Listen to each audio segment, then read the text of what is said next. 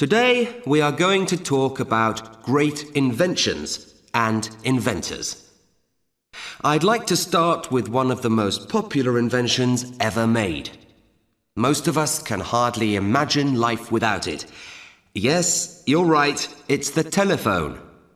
The telephone is now the most widely used communication device. The device was invented by Alexander Graham Bell in 1876 when he was doing some research on deafness. He used it to transmit speech sounds over electric wires. Now, let's talk a bit more about communications and look at another invention, Morse code. Samuel Morse, an American inventor and artist, developed the electric telegraph and the signaling code that is named after him.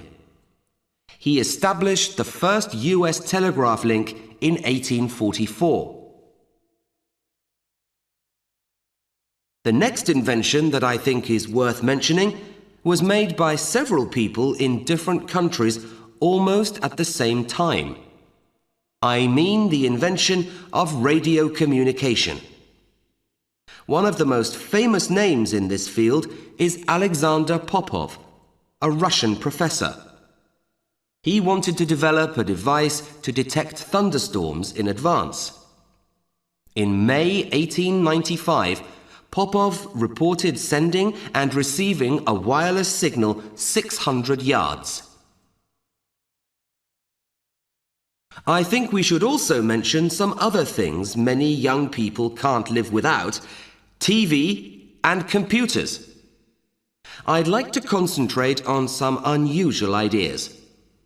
A British inventor, Clive Sinclair, born in 1940, was a pioneer in the field of microelectronics, producing items such as a handheld personal computer and a pocket-sized television set. And now, back to history again. A name everybody in the world knows: Thomas Alva Edison. He is most famous for the invention of the light bulb, a glass container with a thin wire inside which produces light by using electricity.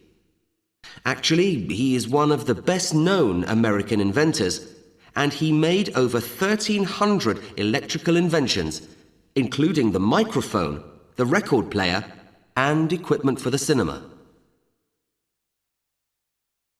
At the end of my lecture, I think I should mention another thing that has become widely used all over the world during the last decade: the compact disc. James Russell invented the compact disc in 1965. He was granted a total of 22 patents for various elements of his compact disc system.